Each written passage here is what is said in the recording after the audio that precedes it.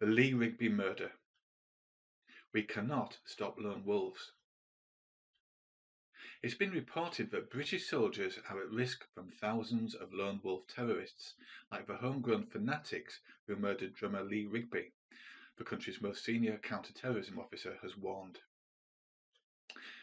So, is religion always responsible for such developments as this?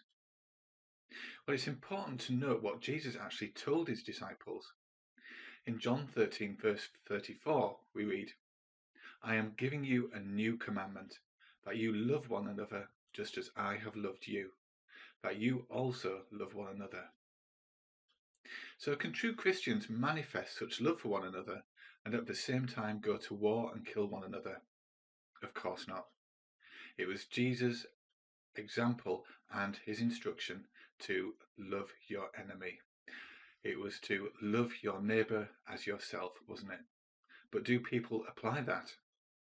Did the killers who murdered drummer Rigby, did they apply that scripture? No, of course they didn't. So consider also the question asked by the Apostle Paul. Is Christ divided? He asked in 1 Corinthians chapter 1, verse 13. Ask yourself, could there be any division greater than that which results in members of the same or different religions killing one another? Of course not. Really, we should be not surprised to learn that early Christians did not go to war. Hastings, renowned the Encyclopedia of Religion and Ethics, noted, "The view was widely prevalent in the early church that war is an organized iniquity with which the church and the followers of Christ can have nothing to do with." Now, early Christians lived by Jesus' command and example to love one another. The German theologian Peter Meinhold explained, "While the New Testament is silent on the question whether Christians may or may not be soldiers, whether they must resign from the army when they become Christians, the Old Church took a stand in the issue. Being a Christian and a soldier was considered irreconcilable. Does anyone today take a stand like that of the Old Church?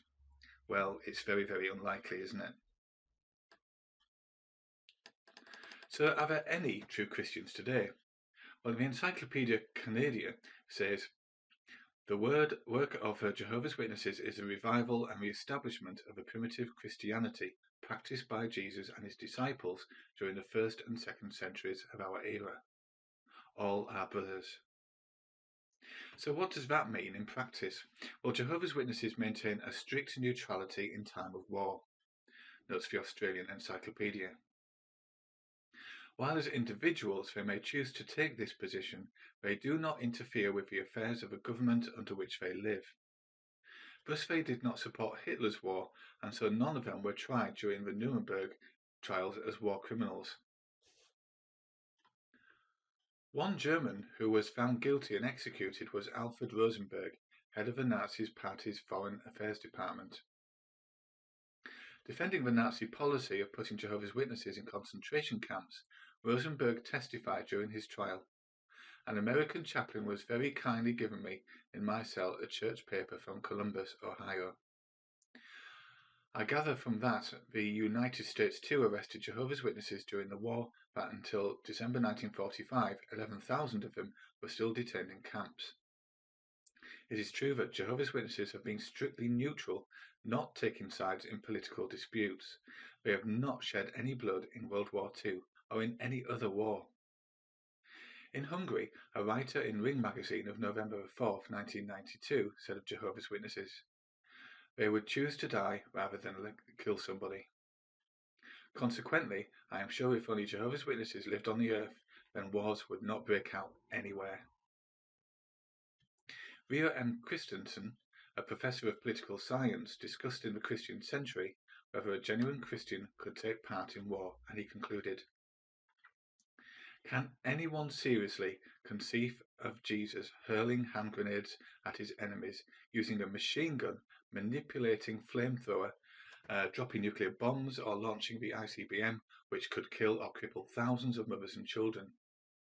The question is so absurd that it scarcely merits an answer. If Jesus could not do this and be true to his character, then how then can we do it and be true to him? It's a very thought-provoking question, isn't it? Yet the religions of the world continue to take sides in war. Catholics keep on killing Catholics, and those of other religions kill either people of their own faith or members of other churches, and also some of the soldiers that we've seen just recently. So to follow the teachings of Jesus Christ, firm conviction and courage are required. And, of course, if you are a true Christian, then you do not take part in war. War does not play any role in our society. If you would like to learn more, or if you would like a free home Bible study at a time and place to suit you, please navigate your browser to jw.org and follow the links online. Thank you for listening.